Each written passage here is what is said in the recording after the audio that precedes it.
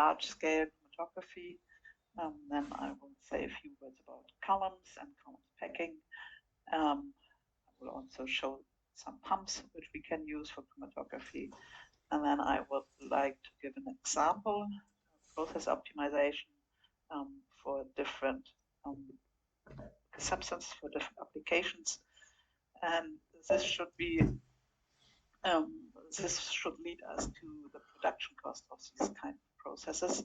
And I would like to introduce a method for calculating the cost of investment and the overall costs to you for chromatographic processes.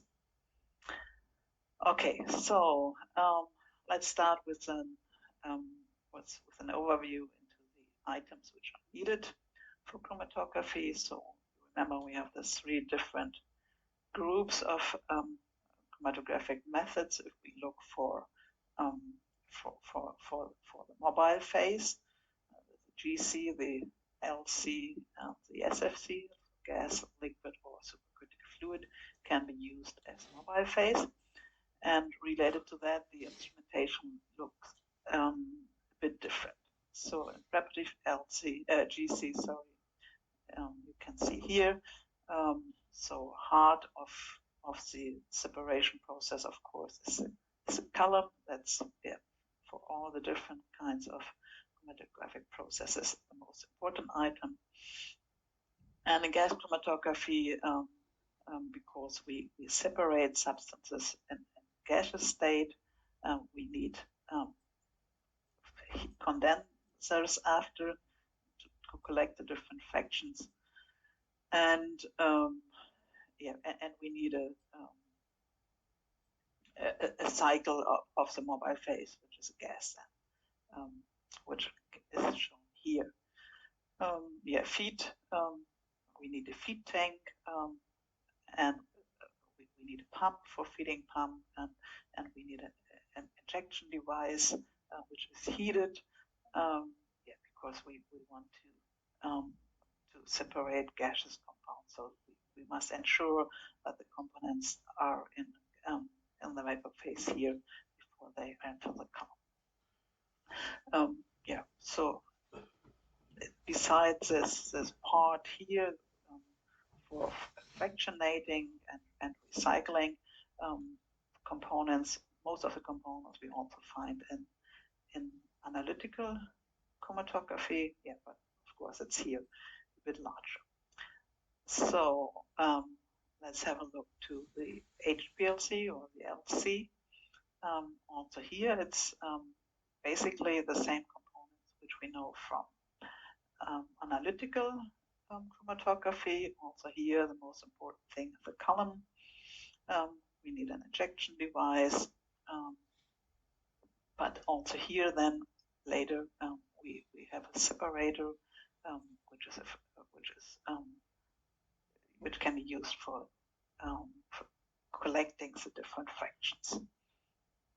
And usually we have a detector here to control the fractions, the purity of fractions, and to decide at what time we want to switch from one collecting vessel to the next one.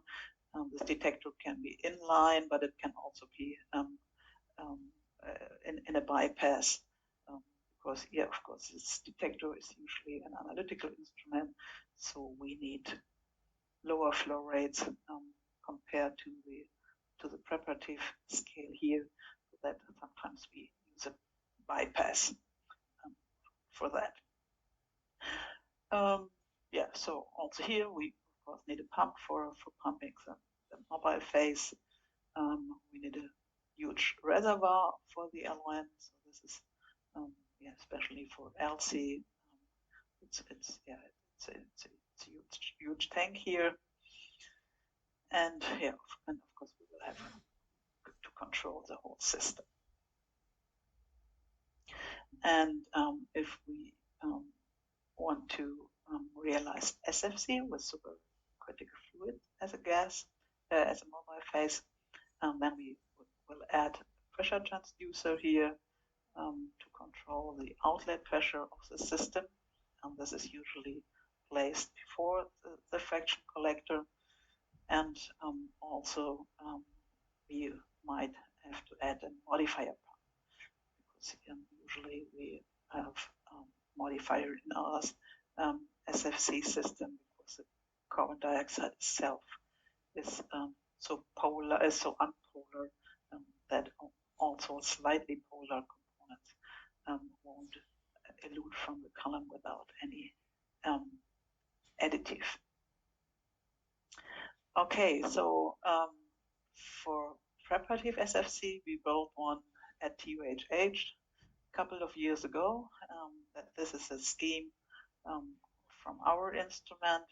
You can see all the parts what we saw earlier. Also here in this plan. So here on the right side, it's the it's the area for preparation of the mobile phase, so heating the mobile phase, or sorry, here in this case it's first cooling the mobile phase, then it's pumped. So we need to pump a liquid, and therefore we need to cool it perhaps. Then here it will be heated again, and then this is the device for introducing the sample component we have to separate. So this is a sample loop here, which can be of different volumes. So we can have a huge sample loop here of several milliliters, even half a liter. And this is a column then for separating components. And after here in this high pressure cyclones, we can collect the different fractions. So in this case, we can collect 4 different fractions, or if we need more, then we have to remove the fractions during the process and use one cyclone, more than one. Here, so this is a photo of this instrument I just saw, I just showed. So this is a column. It has an inner diameter of 3 centimeter and a maximum length of 45 centimeter. The working pressure can be up to 40 megapascal and the temperature up to 470 Kelvin. Here, the smaller ones are the high pressure cyclones. Here on top are back pressure regulator, the valves, huge valves, in order to provide the column pressure which is needed. Both here, the high pressure cyclone and the column itself are electrically heated. And here under the table are the different pumps. So this is the pump for the mobile phase. It's a diaphragm pump, and then there is a smaller pumps for pumping the modifier and the feed. And here we have the control cabinet. So this is a discontinuous SFC instrument. We also build an SMB, so continuous chromatographic instrument. In that case, it contains 8 columns which are connected in series. And let's go through the different parts here. Here we start on the left side.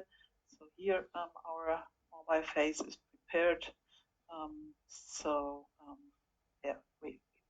In this case, it's a compressor which is used.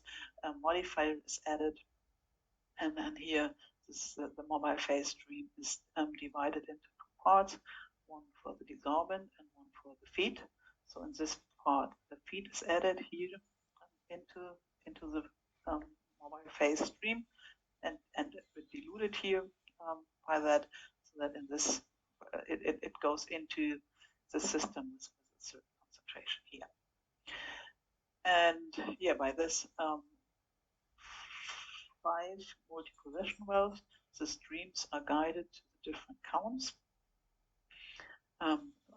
the streams of desorbent feed and the outlet streams of extract, raffinate, and recycling.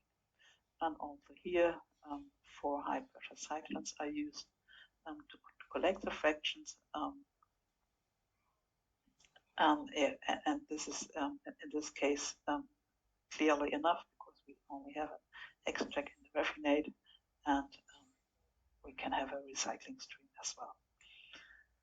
So, and then the mobile phase is can be recycled. So this is different from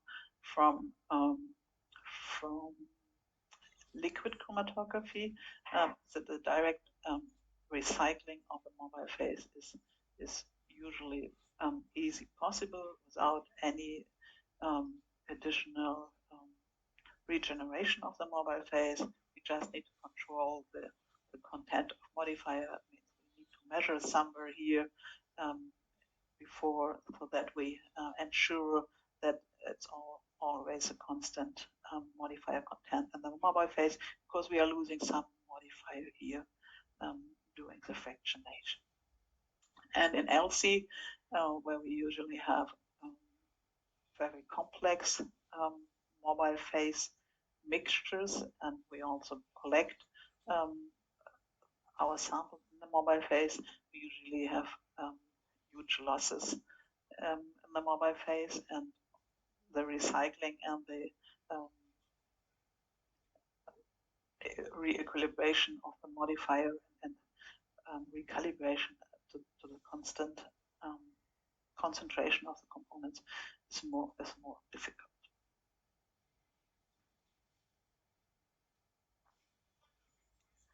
Okay, so this is the SMB SFC plan we had at our university. Here the columns are in the middle, surrounding the central axis where the multi-position valves are located. Here on the left hand are the high pressure cyclones. And this is the analytical unit to control the process. And here under the table, again, we do have the pumps for the different for carbon dioxide, the modifier, and the feed. And this is a control cabinet. I think we discussed in one of the lectures earlier if this instrument is still available at TUHH, and I told you that unfortunately not. The space in the lab is needed for something else now. So it was a project for several years where we built this instrument and did simulations and experiments and so on, and calculations that you will see later, that we found out that from an economic point of view, an SFC SMB is not of that high interest. That's different from liquid chromatography. Because this solvent usage is lower here in SFC. And therefore we decided to stop projects on that, because this simulations and so on was more for academic interest, but not really for industry. Industry work with SMB-LC mostly today, but I will come back to that later. Okay, so have a short look on the high pressure cyclone for fraction collection. So the scheme is shown here. So the fluid flow comes here from the side, and it's twisted here around.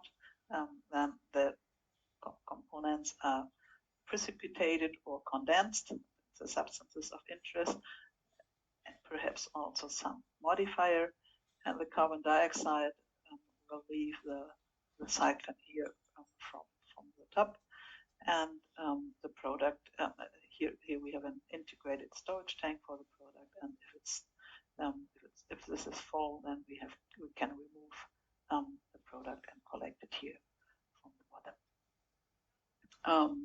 So these cyclones have an inner diameter of 2 centimeters and can work with pressures up to 30 megapascal.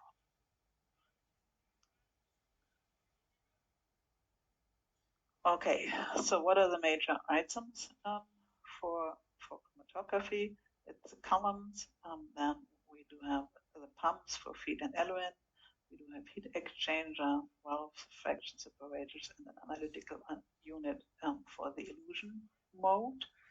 So it's one column here. In SMB, we have several columns, 6, 8, or even more. We have the same number of pumps usually, also heat exchangers. We do have more valves because we have a valve between the columns for the connection of the columns. We do have fraction collectors and also here the analytical unit. Okay, so a few words about columns chromatography.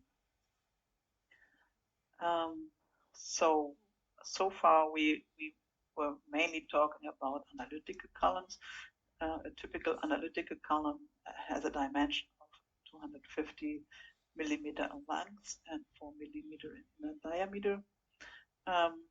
In liquid chromatography, we use for that a mobile flow rate of 1 milliliter per minute, and usually we can inject a sample mass of 1 milligram into that system.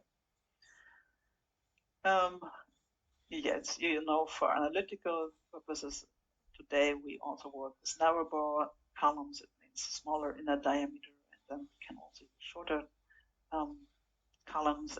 Also, higher flow rates can be used, for example. But this is the traditional liquid chromatography column with its dimensions. So to upscale the process, we can use very simple scaling rules, which are shown here on top of it. So it's a ratio of the two radii,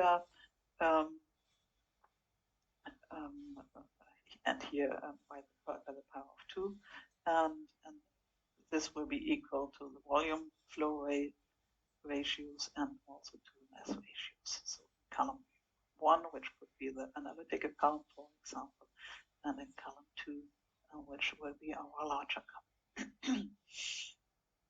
and if we calculate that, and then it comes, for example, if we increase the inner diameter from 4 millimeter to 10 millimeter, we have to increase the flow rate to 6.3, and the sample mass can also be increased to 6.3. If we further increase the inner diameter to 25, then we have nearly 40 milliliter per minute and 40 milligram, and so on. So we can increase further with 100 millimeter in inner diameter. We already need 625 milliliter per minute, and then we can separate 625 milligram in one run. The good thing about scaling like that is that we will have the constant retention time then, because the linear flow rate will be the same. And by doing so, we will also have a constant specific productivity. So if we have optimized our method related to the specific productivity, then we can increase the inner diameter and still have the same constant specific productivity.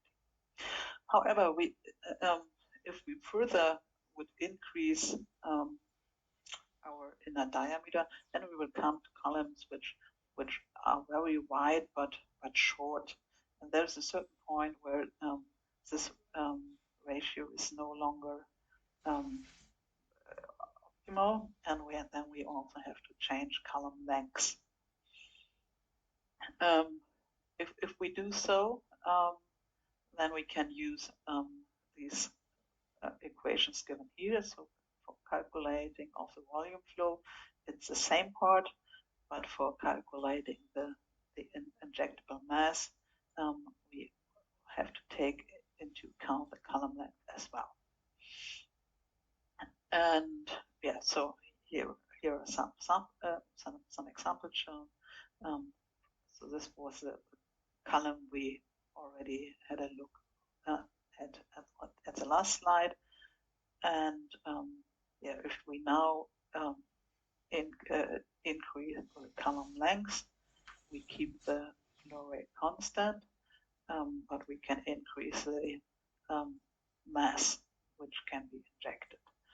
And yeah, doing so, we with increasing column length and further increased diameter, we come to high flow rates here. It's already 5 liters per minute, and then we can inject, for example, 13 gram in one run. If we do it like that, and then we have to take care because the retention times will increase, or the column is longer, and the flow rate it will be constant related to length. And this will lead to decreased specific productivity. It means that in the same time window, we will produce a bit less. So that gives us specific times, specific productivity. So the specific productivity is given in product per time and kilogram stationary phase. Okay, so let's have a look on different types of preparative columns. So here are some shown. So this is a very simple one, just a tube with a lower and an upper cap here. Usually we also need some frits and sieves here to ensure that the particles remain in the column. And then usually we also need some special devices for ensure that the particles are properly packed. And this can be realized, for example, with dynamic axial compression. That means that we have different possibilities to press dynamically the particles, the particle bed in the column, so that we avoid channeling and changing of bed.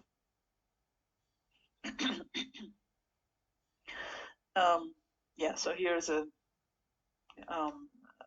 scheme of our SFC columns, how we did that. So they have an inner diameter of 3 centimeter. I told you earlier. They are actually dynamically compressed from the upper part here. So it means this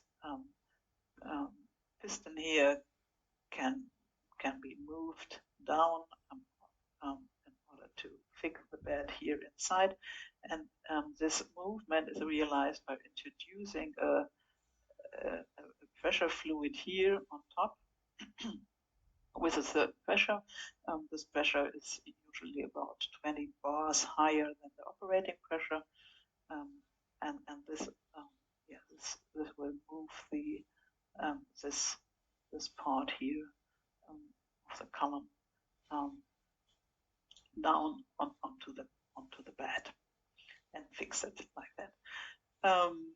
There I told you 20 bar higher than the operating pressure, and also if the system is not in operation, so if the pressure in the bed is ambient, we will still keep the 20 bar over pressure here on top. That also in the released situation we won't have any change in the pack bed.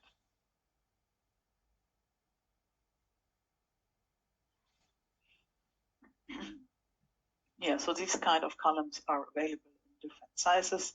The principle is all the same. So here we have the dynamic axial compression from the top, and these two columns. It's from the bottom, but yeah, we always have piston which is compressing and fixating the particles in the column. Yeah, so of course this part must be very tight, and therefore we need several sealing rings here in this device. So this is a cap here, which will be located here and then driven here into this column. And here also on top you can see this flow distributor. So to ensure regular distribution, uniform distribution of the fluid, of the element, of the fluid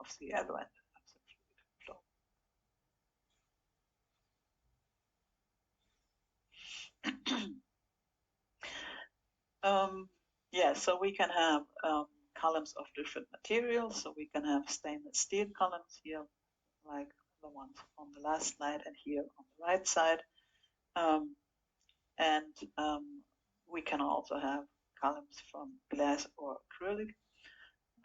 And yeah, I mean, it's obvious that these ones can withstand a lower pressure, and the stainless steel ones would be able to withstand higher pressure.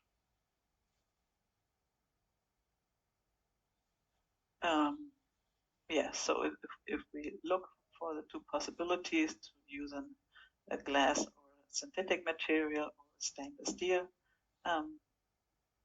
as for building the column, then yeah, one point is the different pressures which are can be used with them, and the other thing is the conditions which we could apply in these columns. And as the stainless steel columns are sensitive to corrosion, for example, and on the other hand, proteins, for example, could denaturate in contact with stainless steel. Yeah, these are problems to use them in aqueous media. So therefore, usually the stainless steel is used for organic applications with organic solvents, like we use in normal phase chromatography, for example, but also in reverse phase chromatography sometimes. And the inert material is usually used for the separation of biomolecules, for example, by ion exchange or affinity chromatography or hydrophobic interaction chromatography. So all these methods which are usually used to separate biomolecules.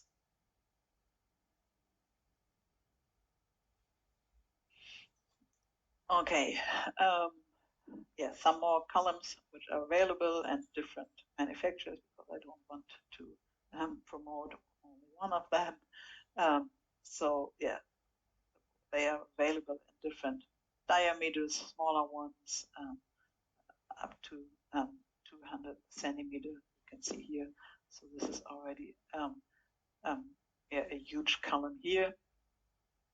And you can see here in this case the ratio between height and width of the column is yeah. So I mean it's a very wide column.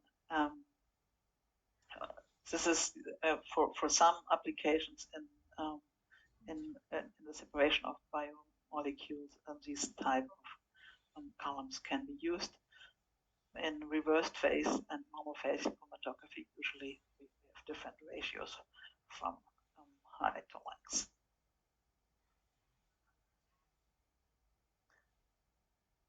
Yeah, so here's another one. Although this has an actual compression, and this is here by these little screws here you can screw by hand also here. So it's not a dynamic method for compression, but you will fix it at the beginning, and perhaps you can also increase pressure a bit by further screwing these. Yeah, this on the other hand is again dynamic axial compressed column, and also here you can see on the bottom cap, the low cap, these huge seals.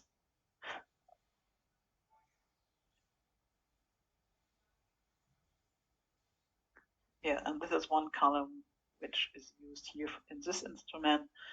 This is a 6-column SMB. Each column has an inner diameter of 80 centimeter, and yeah, we have 6 altogether.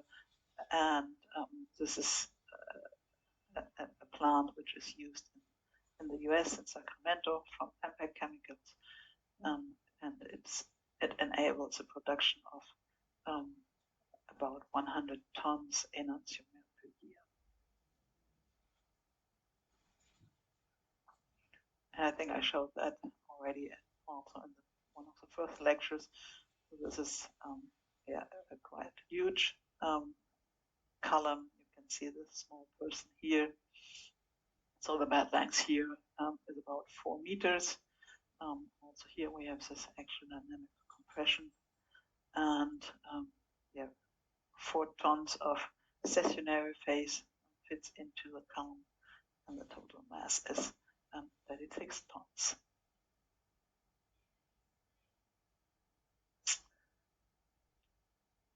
Okay, so let's say a few words about the packing material. In general, yeah, we or most often we use silica gel as a packing material in pure form or in derivatized form. So for the reversed phases, we have modified silica gel, and for normal phase, we do have this non-modified material. However, for both kinds, different shapes are possible. We can use the irregular ones or the spherical ones. These irregular ones are usually a bit cheaper, so therefore they could be of interest for large scale. Yeah, the spherical ones are a bit more expensive, but because they are also more uniform, they also offer a bit better separation performance.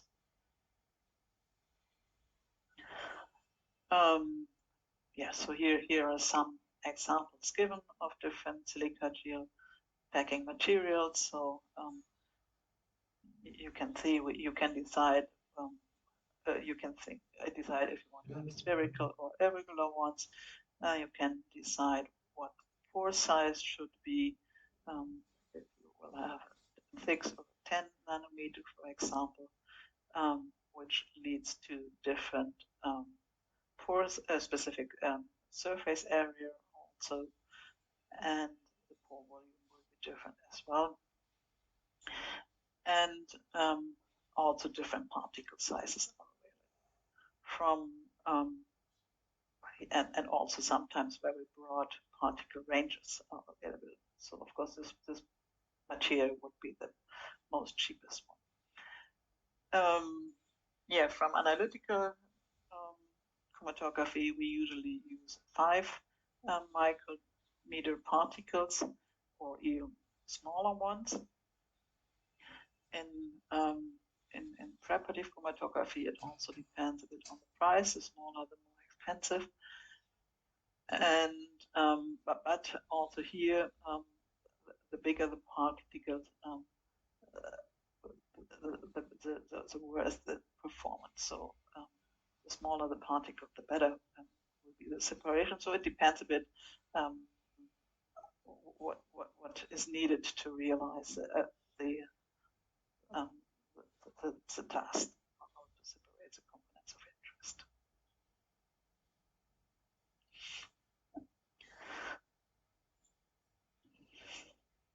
Okay, so for preparative columns, um, I introduced already this axial compression method, which is usually used in LC and SFC columns as well.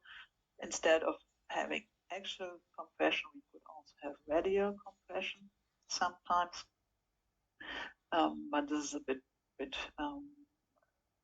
more complicated to realize.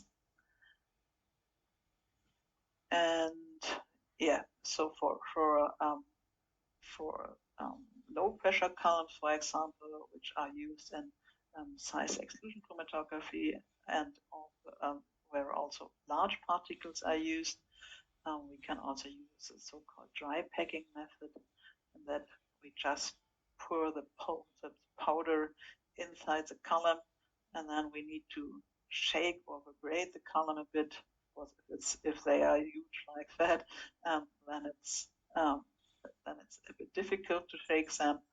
For a bit smaller, it could be possible. And yeah, and then use this to fix the material inside the column. And yeah, and for analytic columns, smaller ones, and also for smaller preparative columns, we could use the so-called pressure filtration method. In this case, we prepare a suspension with a solvent of similar density like our particles. So we mix the silica gel, for example, with a proper solvent, so that we have a nice suspension, and then we can pour it into the column. Yeah, this is, for example, shown here. So it's a combination of this filtration method and the axial compression method. So first we build the suspension of our particles with a proper solvent, then we pour it inside the column, then we start sucking out the liquid, the solvent, and then we close our column, put the cap on top, and then we start to apply pressure here, as I explained earlier here, in that area here. And at the same time, we start flowing the supercritical fluid through the column, and by that, the particles will be further compressed. And yeah, until this distance here is constant, so no more change in column length or bed length is given, and also that all of the solvent where we dissolved our particles at the beginning will be removed, and only the pure carbon dioxide, which we introduce here on top, will be removed at the bottom.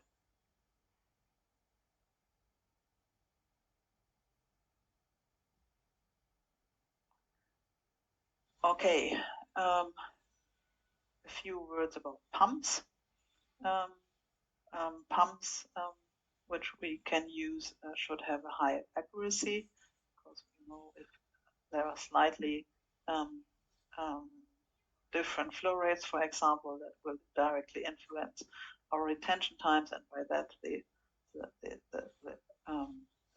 fraction times and so on. So yeah, therefore they need high accuracy, they need high pulsation, because yeah, this will also lead to a high noise, and they need to be simple in cleaning. But in general, we cannot use all the different pumps you might know from other courses. So we can use this the so-called positive displacement pumps, and we can also use turbo machines. So let's have a short look into the positive displacement pumps, very short. So this is the diaphragm pump. So this yellow line here is a diaphragm, and by this piston rod, it's moved up and down, and then here are two valves, and if this diaphragm is on the upper part, and the volume here is higher, and if here the valve is opening and sucks the liquid into that area, and if the piston is moving down, then the liquid is pushed here through the second valve, and that's so the flow direction is that one. Instead of using a diaphragm pump, we can also use a piston pump, and that's shown here. In this case, we don't have a diaphragm but a piston here, so we need a very precise sealing here around this piston. However, we also have these two valves, what we saw on the last slide, for inlet and outlet of the fluid.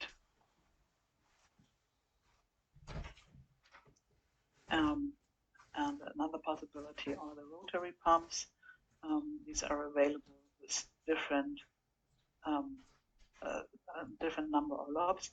So the two-lob rotary pump here, for example, that has only 2 teeth on each gear.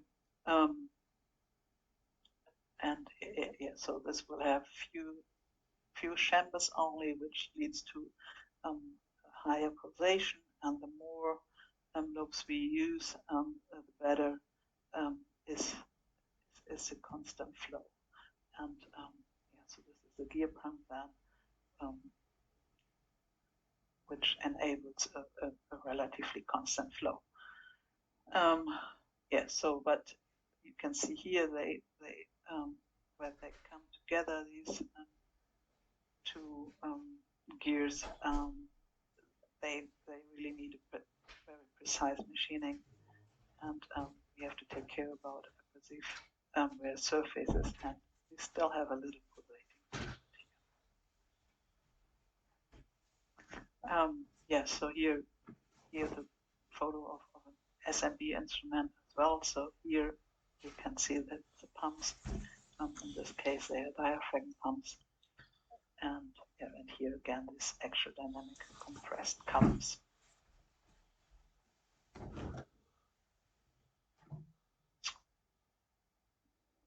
Okay, so let's come to some slides about process optimization and production costs directly. Leads directly to that. So we earlier talked about process optimization in illusion chromatography and in SMB, so that we have to optimize column lengths, flow rates, fraction times, switching times. In illusion chromatography, it's the injection volumes, what is the loop, sample loop, and also what is the concentration of the feed material we are injecting. And in SMB, it's a feed concentration we have to think about, and in SMB we also have to think about column configuration. So how many columns in which zone do we want to use?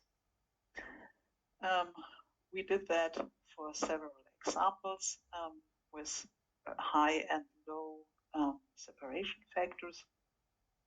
And here on the left hand you can see two applications with high separation factors, so 1.75 and 2. These are high separation factors. And the blue symbols are SMB processes, and the black ones are batch processes. And the squares are the one with separation factor of 2, and the other one is 1.75. And what we see here is that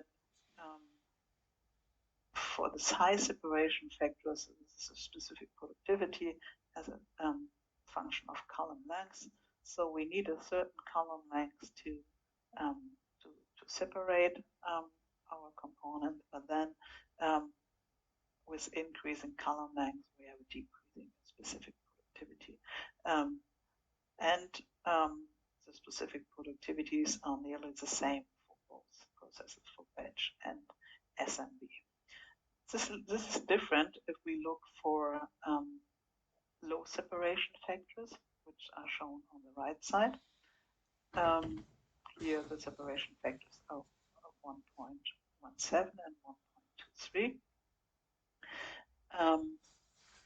Here we can see that the specific productivities of the SMB processes are significantly higher.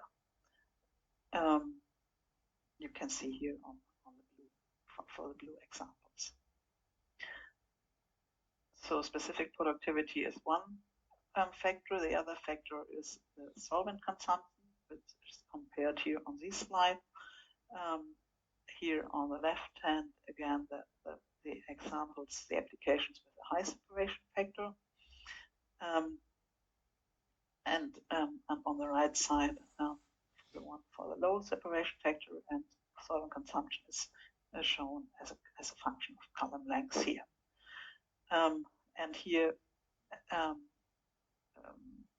look here at the scale. So for the high separation factor, the solvent consumption is about a factor 10 lower than the one for the low separation factor, the more complicated separations is here.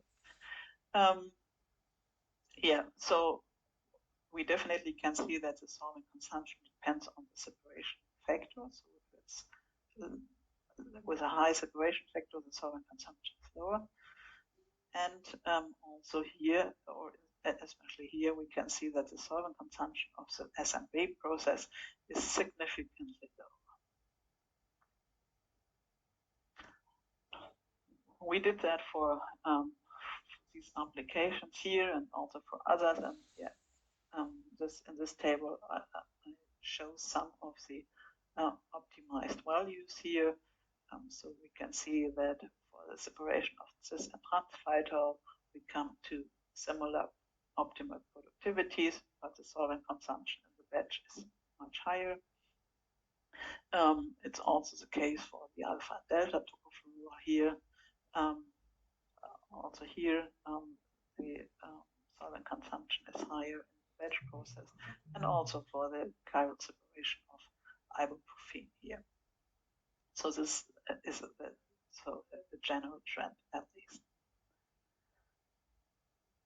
So we were talking already about upscaling, so further increasing injection mass, and then to dimension the column. We calculated that for 1 ton per year, a column of 200 millimeter inner diameter, 200 millimeter length will work fine with an inner diameter of 80 centimeter, and it will have a productivity of 121 grams per liter an hour. However, if we want to further increase the amount produced, then it's not enough just to increase the column diameter. We also have to increase column length, and this, as I told you earlier, will decrease the specific productivity here a bit. However, this is a technical optimum, but there is this wise guy from Tennessee, this chromatography pope, who said once, it is well known that there are no technical optima in industry, only economic optima. And that leads to the last point today, the calculation of production costs. There are different methods available. One method is the percentage of delivered equipment cost, is the name of it, and the basis for that is that the price of purchased equipment which is delivered, and the overall accuracy will be about plus minus 20 to 30%. So this is the basis. This is what you can ask the suppliers for. How much will the pump be? How much will the column be, and so on. So this will be set to 100% then. and all the other plant cost will be added as factors. So the equipment installation will be 47% of the purchase equipment delivered cost added on top.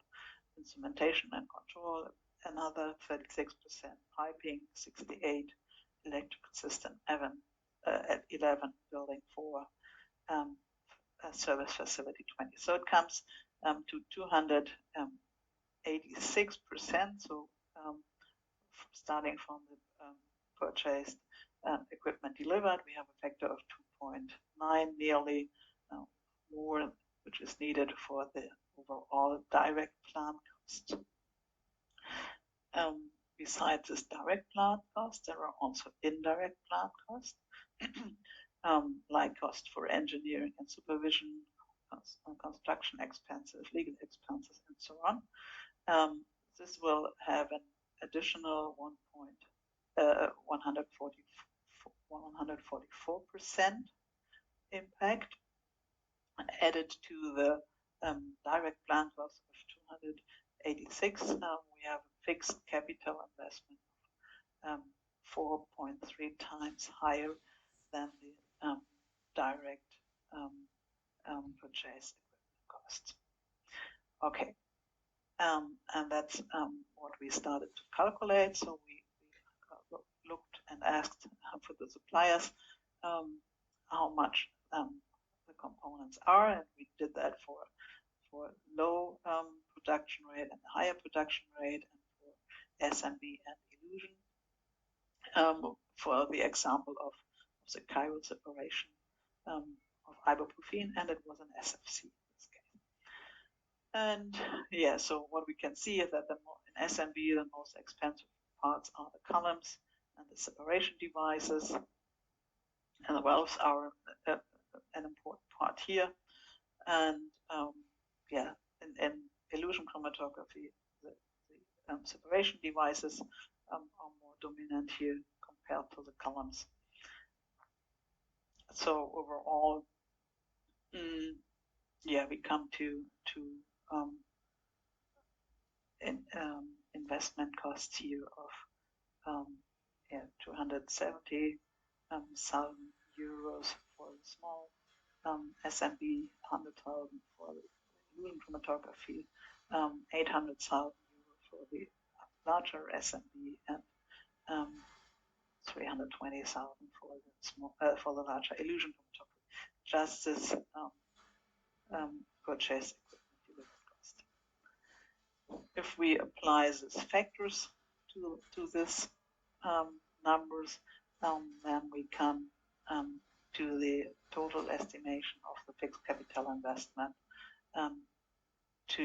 for the 5 ton per year production rate for the SME of 3.5 million euros and about 1.4 million euros for the illusion. So that's one part. I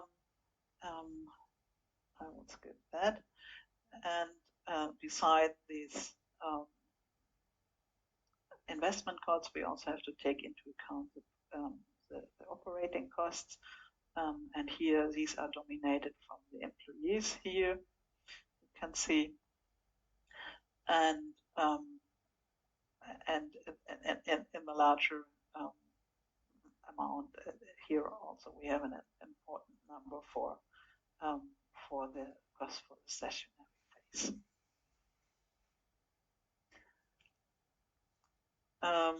So what we can calculate then, we can calculate the net present worth value. That is a minimum product price that had to be charged in order to meet the benchmark of the profitability study. And you can see there are different factors taken into account, but at least there is this fixed capital investment we just calculated on the last slides. And that's what we did for two examples here. For the ibuprofen with a low separation factor, for the tocopherol with a higher separation factor, and we can see that with higher production rate, which is here on the x-axis. We have a decrease in the minimum product price, which is needed to fulfill our interest here. And what else can we see is that if we, now it's SFC, that in the range we investigated, the batch process, which are the squares here, is for both cases the cheaper process. And that's what I earlier told you, that in SFC, because there are no high costs for solvent, the batch process is usually more economic than the SNB process. Yeah, so there's the general trend was also found by other authors, for example. So this shows the economy of scale for the SFC separation of one of these omega-3 fatty acids from fish oil, and you can see it's the same trend shown here. And if we look for the distribution of the component of the different influence factors, we can see that the investment is the biggest proportion here in both cases. But yeah, look here, the overall costs are much lower in the illusion SFC. This is an example from literature for an HPLC, and you can see here it's different. The overall cost here for the batch is nearly $2,000 per kilogram, and for the SNB it's only $1,700 per kilogram. And this is mainly because the costs are so much dominated by the LN cost. So here in SNB, it's three-quarter of all is due to the LN costs. And this is and therefore as SMB usually needs less solvent, the overall costs are lower here in SMB. Okay, so what is the general trend? So the today, this is sorry, this is already 20 years ago, but the trend is similar. So we have half of it is used for by SMB and using liquid solvents. 10% is SFC, and 40% is batch LC. So yeah, this trend didn't change a lot so far. Okay, so last slide today, we compare once again the illusion and the SNB process. And the illusion process is flexible. We can separate multi-components in one run, and it's simple, but it's a discontinuous process, and we have a high solvent consumption, and we can also have waste fractions, and by that losing yield. The SNB process, on the other hand, is a continuous process with high concentrated products, high yields, but it's technically more complex, and the process design is also more complicated, and usually it's limited to the separation of binary problems. But you might remember last week we had one of the presentations on this ternary on this design, which enables ternary separations by SNB. Okay, that's all I wanted to say to you today. Are there any questions? This was very fast, I think, but unfortunately, due to the presentations, I didn't had so many chances to give you introduction into other topics. Are there any questions?